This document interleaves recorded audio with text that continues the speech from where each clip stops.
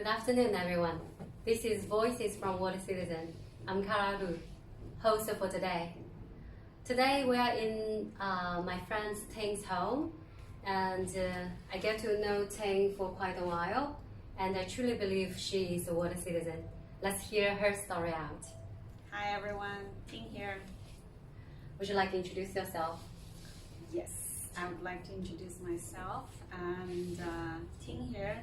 I'm living in Shanghai at the moment for quite a long time already, and I'm a full-time mom at this particular moment because of COVID-19. Yeah.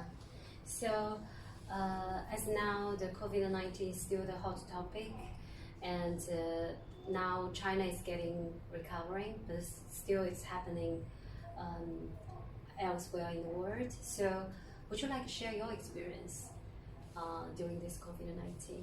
What you've been going through? My experience from paradise to hell, because I was on vacation before Chinese New Year.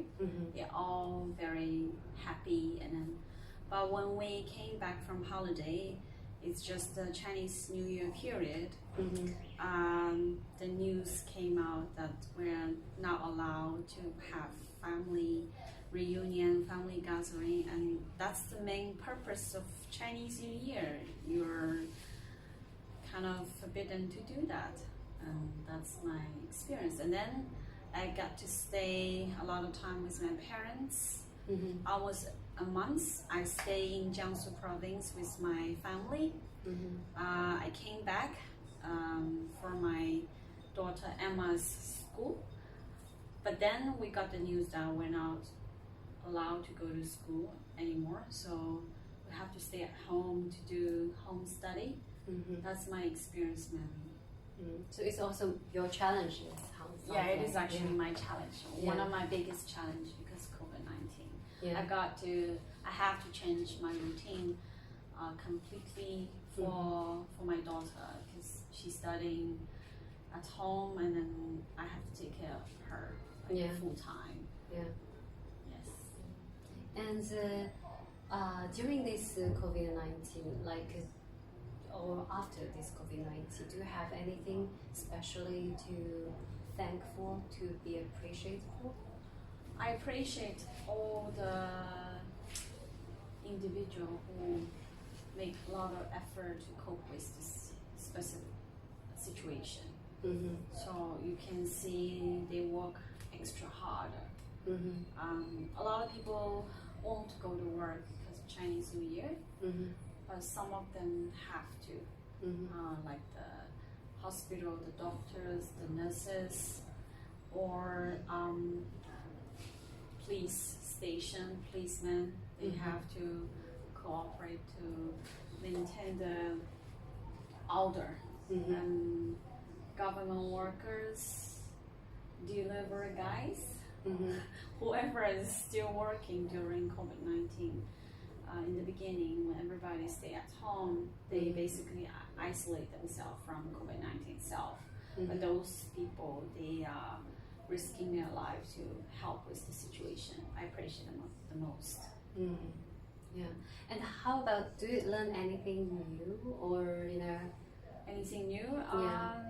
First, I realized that how powerful we people are. We are so united because of the situation. Because it's such an emergent that shock everyone. And when you're doing shocking, and you might feel very much worried, and then there's a lot of emotion came in the beginning, but then we respond very fastly. Maybe within 2 or 3 days, we are living with it. We're trying to figure it out and then solve it.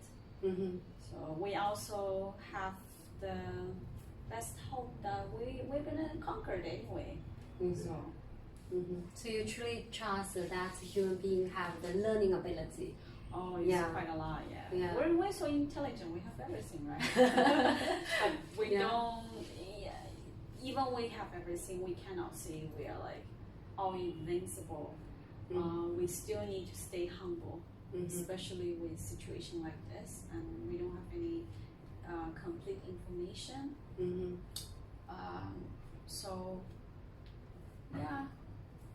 I see, I see. And so now, since life is gradually back to normal, like after COVID-19, do you have any challenge? Right now? Yeah, right now. My challenge is to stay at home with my daughter 24/7.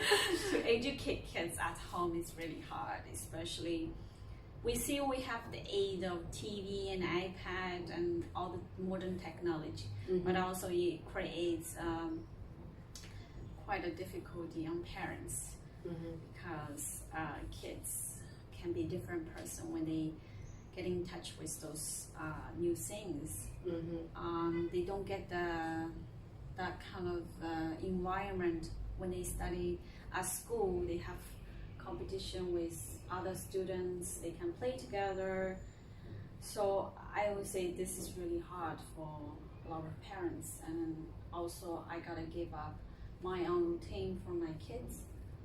I think it's a challenge for the teacher as well when they teach it online. Yeah, definitely, because they are so worried that kids won't behave so well at school as at home.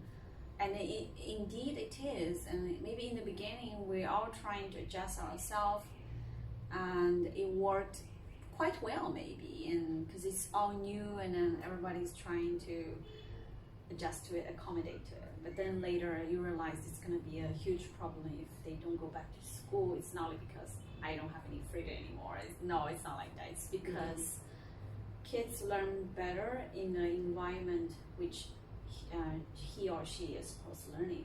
At home, where you relax, where you get a lot of comfort. It's hard for you to focus, and it's not going to be efficient and effective enough to learn the routine study at school. So that's something I think is really a huge challenge for us, parents, for teachers, for the whole education department. Do you have any suggestion or tips for those who still in the quarantine period, like not necessarily in China but in elsewhere in the world? I do. I think because we have been through it. What is it already? But it's like we're still living under the situation. Just we get a head start. So I would say let's just wait and help. Hope. Let's wait and hope. That's what we can do. We don't wait we don't know what to do, but we wait in a way to support what is the government trying to tell us to do. We need to trust them at this moment. Trust. Yeah. And how about those emotional parts? Because I've also heard a lot of noises, like people even against Bill Gates, against Dr. Fauci in the US, also WHO. There's a lot of criticism and also blame, and even there's a lot of hatred towards Chinese. How do you think about this side? I would like to see from their shoes, like why would they have that kind of emotions? Because COVID-19, it does affect a lot of people. Affect me, affect you. Like me, I don't get to go out because I have to be there with Emma. And then a lot of people, they have even bigger loss, like they lost their job. Maybe they don't even get to feed themselves well. So how could you not blame someone in the beginning? Because it's like the easiest things to do, and then to kind of like a shift to the. I wouldn't say shift, but it's like the things you normally do in the at first. Like what else can you do? And you have to see from their background, why do they think like that. But thankfully is that if you have the capability to understand others, you also know that you guys are different and you cannot be controlled by that kind of voices. And then especially for the big persons like scientists and doctors and Bill Gates himself that I think they know better to focus the energy on how to cope with the situation when they can contribute to the world to fasten the process, to know this virus, to beat it. I think we still have that hope, right? Yeah, I really admire those people who are doing such a thing. Like they really take the planet as a home for everyone who's living in here, as well as there is a online concert called Global Citizen. Oh yeah. Yeah, I really appreciate that. So that's back to our topic. Like, what do you think about water citizen? How you define water citizen? I think everyone is a world citizen.